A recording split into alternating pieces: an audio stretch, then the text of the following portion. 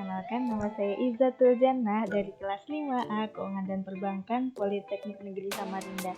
Nah, di sini saya akan membahas mata kuliah Aspek Hukum dan Bisnis bab 7 tentang hak atas kekayaan intelektual. Langsung masuk ke materi ya. Nah, pembahasan yang pertama ada hukum perlindungan haki. Dalam menghadapi abad ke-21 haki, intellectual property memegang peranan penting dalam dunia internasional dan juga dalam lingkup kepentingan nasional. Nah, dalam era perdagangan bebas merupakan work of the mind atau intellectual property seperti penemuan atau invention, desain, merek dagang atau trademarks, buku atau books, musik, film yang pada saat ini semua kalangan sangat menikmatinya.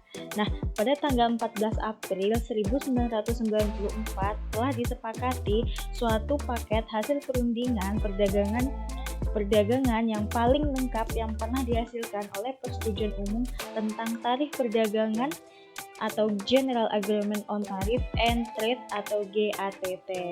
Nah, perundingan yang telah dilakukan sejak tahun 1986 itu memuat persetujuan tentang aspek-aspek dagang haki atau Agreement on Trade-related Aspect of the Intellectual Property Right atau TRIPS atau TRIPS. Lanjut, ada perangkat hukum dalam bidang haki. Yang pertama ada pengaturan hukum tentang haki di Indonesia terdapat dalam yang pertama ada Undang-Undang Republik Indonesia Nomor 19 Tahun 2002 tentang Hak Cipta. Yang kedua ada Undang-Undang Republik Indonesia Nomor 14 Tahun 2001 tentang Paten. Dan yang ketiga ada Undang-Undang Republik Indonesia Nomor 15 Tahun 2001 tentang merek.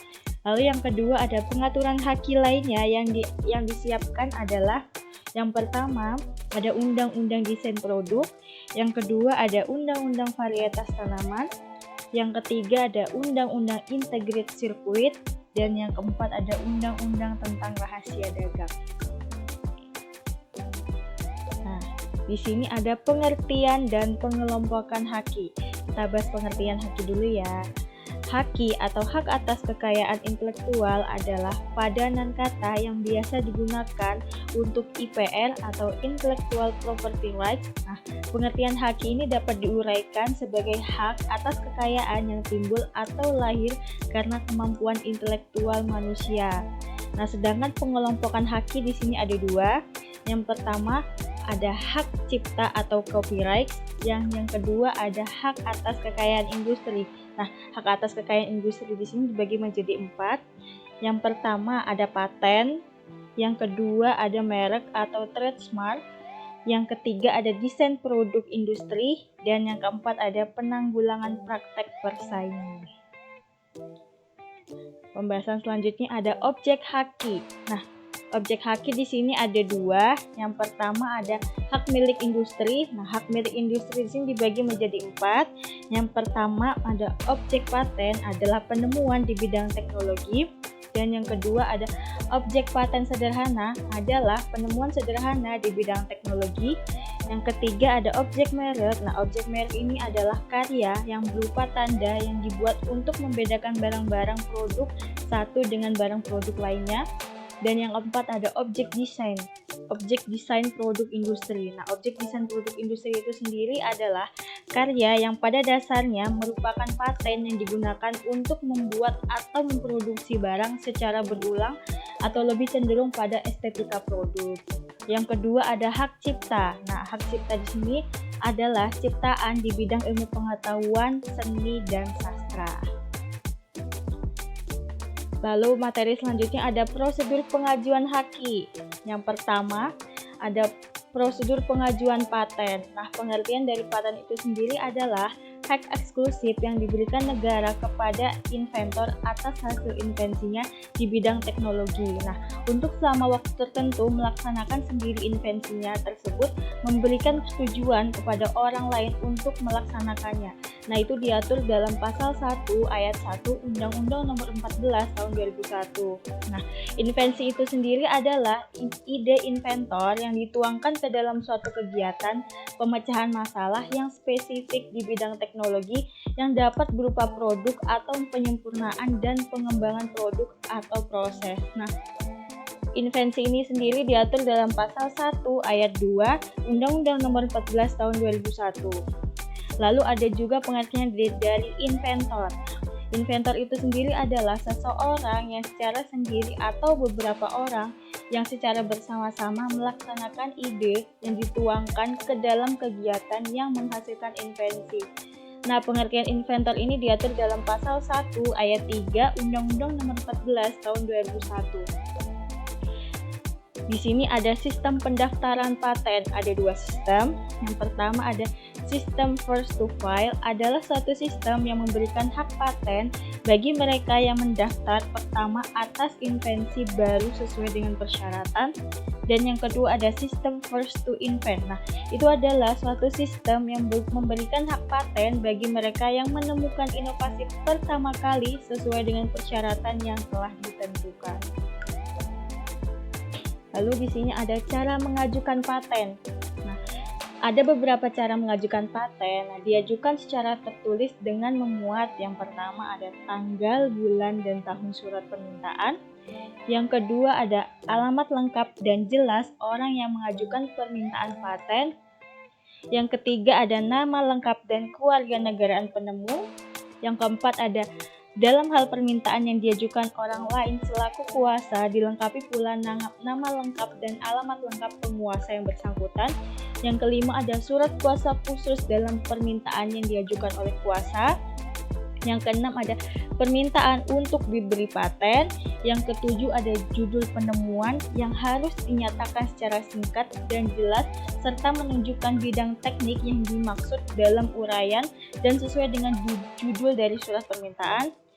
Yang ketujuh ada klaim yang terkandung dalam penemuan merupakan bagian dari penemuan yang dimintakan perlindungan dan belum pernah ada sebelumnya. Nah, ada beberapa hal yang perlu diperhatikan dalam penulisan klaim adalah yang pertama, jumlahnya. Yang kedua, tidak boleh berisi gambar-gambar atau grafik tetapi dapat berisi tabel atau matematika. Yang ketiga, tidak boleh berisi kata-kata yang sifatnya meragukan. Yang keempat, deskripsi tertulis tentang penemuan yang secara lengkap memuat keterangan tentang cara melaksanakan penemuan. Yang kelima, gambar yang disebut dalam deskripsi yang diperlukan untuk memperjelas penemuan merupakan gambar teknik dari penemuan yang menggambarkan secara jelas bagian-bagian dari penemuan yang dimintakan perlindungan. Dan yang terakhir, abstrak mengenai penemuan merupakan uraian singkat dari penemuan tersebut. Lalu langkah selanjutnya ada pemeriksaan paten. Pemeriksaan paten di sini ada beberapa langkah. Yang pertama, pemeriksaan formal yaitu pemeriksaan persyaratan administratif dan fisik, dan yang kedua ada pemeriksaan substansi. Lalu langkah selanjutnya ada penemuan yang tidak dapat diberikan paten. Di sini ada 3. Yang pertama, penemuan tentang proses atau hasil produksi yang pengumuman dan penggunaannya atau pelaksanaannya bertentangan dengan peraturan perundang-undangan yang berlaku. Nah, ketertiban umum atau kesusilaan. Nah, ini diatur dalam pasal 7A Undang-Undang Nomor 14 Tahun 2001. Yang kedua ada penemuan tentang metode perawatan, pengobatan, dan pembedahan yang diterapkan pada manusia atau hewan, tetapi tidak menjangkau produk apapun yang digunakan atau yang berkualitas dengan metode tersebut. Nah, hal ini diatur dalam pasal 7B Undang-Undang Nomor 14 Tahun 2001. Dan yang ketiga ada penemuan tentang teori dan metode di bidang ilmu pengetahuan dan matematika. Nah, ini diatur dalam pasal 7C Undang-Undang Nomor 14 Tahun 2001. Langkah selanjutnya ada pengumuman permintaan paten. Ada 3 langkah. Yang pertama, pengumuman permintaan paten tersebut dilakukan 18 bulan sejak tanggal penerimaan paten.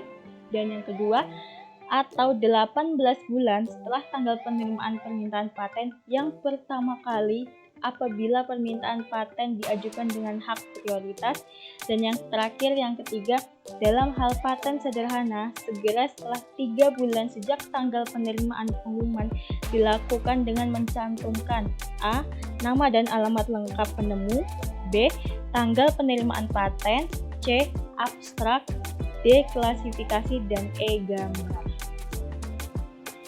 Nah, yang kedua ada prosedur pendaftaran merek. Nah, pengertian dari merek itu sendiri adalah menurut Undang-Undang Nomor 15 Tahun 2001 didefinisikan istilah-istilah sebagai berikut.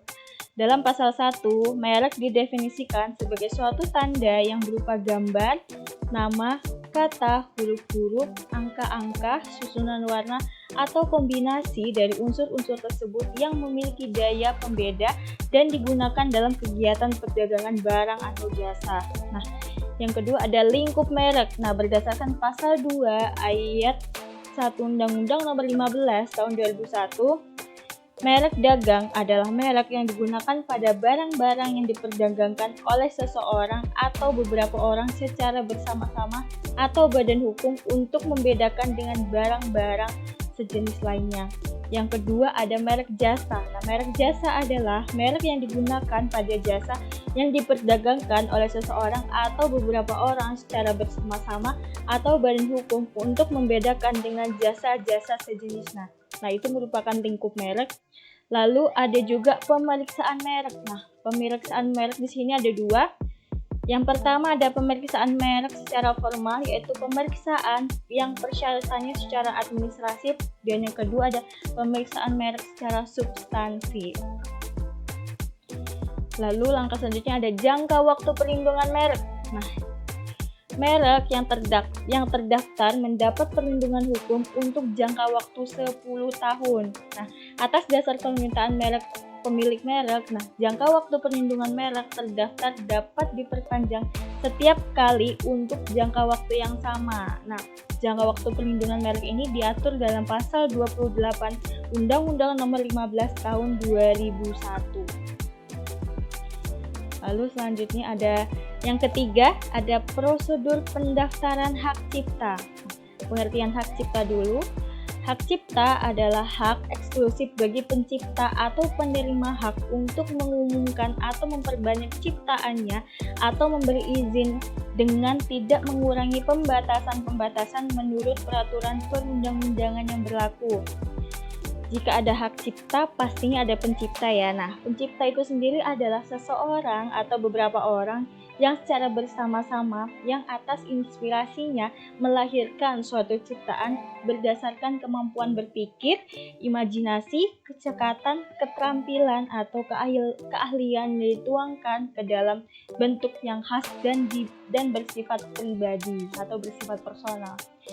Selain ada pencipta, pasti ada ciptaannya, hasil dari hak cipta. Nah, ciptaan itu adalah hasil setiap karya pencipta yang menunjukkan keasliannya dalam lapangan ilmu pengetahuan, seni, atau sastra.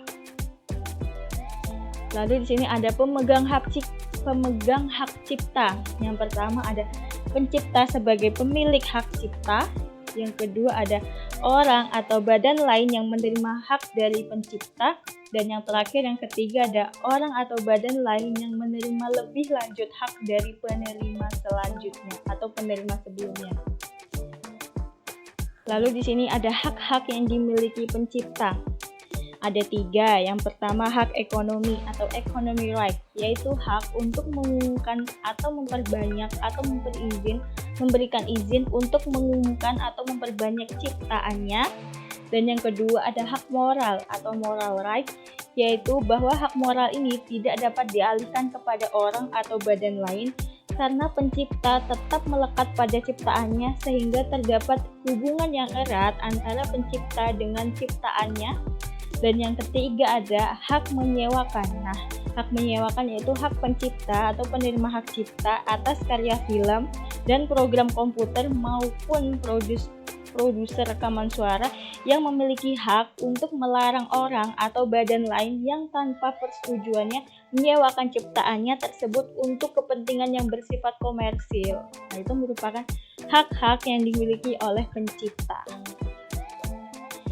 Selanjutnya ada jenis-jenis hak cipta. Di sini ada 8 ya. Yang pertama ada buku, program komputer, pamflet, perwajahan, layout, karya tulis yang diterbitkan, dan seni dan sastra dan semua hasil karya tulis lainnya. Yang kedua ada ceramah, kuliah, pidato, ciptaan dan lain jenisnya. Yang ketiga ada alat peraga yang dibuat untuk kepentingan pendidikan dan ilmu pengetahuan. Yang keempat itu ada lagu atau musik dengan atau tanpa teks. Yang kelima ada drama atau drama musikal, atau tari atau koreografi, perwayangan dan pantomim. Yang keenam ada seni rupa dalam segala bentuk seperti seni lukis, gambar, seni ukir, seni kaligrafi, seni pahat, seni patung, kolase, dan seni terapan. Yang ketujuh ada arsitektur, dan yang kedelapan ada peta. Lalu selanjutnya ada hal-hal yang menyebabkan permintaan hak cipta ditolak. Di sini ada 4 hal ya. Yang pertama, ciptaan yang di luar bidang ilmu pengetahuan. Yang kedua, ciptaan yang tidak orisinil. Yang ketiga ada ciptaan yang tidak diwujudkan dalam bentuk yang nyata. Dan yang terakhir, yang keempat ada ciptaan yang sudah merupakan milik umum. Itu merupakan 4 hal yang menyebabkan permintaan hak cipta ditolak. Lalu di sini ada juga jangka waktu perlindungan hak cipta. Berdasarkan pasal 29 ayat 1 seperti buku, pamflet, semua dan hasil karya tulis lain, drama atau drama musikal seperti tari atau koreografi, segala bentuk seni rupa seperti seni lukis, seni pahat dan seni patung, lagu atau musik dengan atau tanpa teks, arsitektur, ceramah, kuliah, pidato, dan ciptaan sejenis lain, alat peraga, peta, terjemahan, tafsir, saduran, dan bunga rampai. Nah, lalu selanjutnya ada untuk ciptaan yang dihasilkan oleh lebih dari satu orang pencipta, maka perlindungannya berlaku selama hidup dari pencipta yang paling akhir meninggal untuk kemudian diperpanjang selama 50 tahun. Nah, itu berdasarkan pada pasal 30 ayat 1.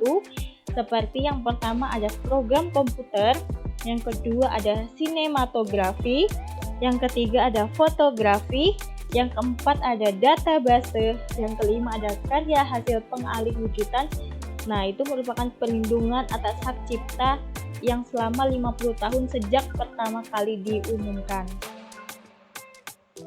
Lalu materi yang terakhir ada pendaftaran hak cipta. Pendaftaran hak cipta itu tidaklah merupakan suatu kewajiban inti mendapatkan hak cipta. Nah, maksudnya di sini adalah hak cipta tidak wajib untuk didaftar. Oleh karena itu, suatu ciptaan didaftar maupun tidak didaftar tetap diakui dan mendapat perlindungan hukum oleh Undang-Undang Hak Cipta yang dikenal dengan sistem negatif deklaratif. Nah, demikian materi yang bisa saya sampaikan. Semoga bermanfaat bagi kalian semua. Wabillahi taufiq wal hidayah. Wassalamualaikum warahmatullahi wabarakatuh. Terima kasih. Sampai jumpa di video selanjutnya ya. Bye bye.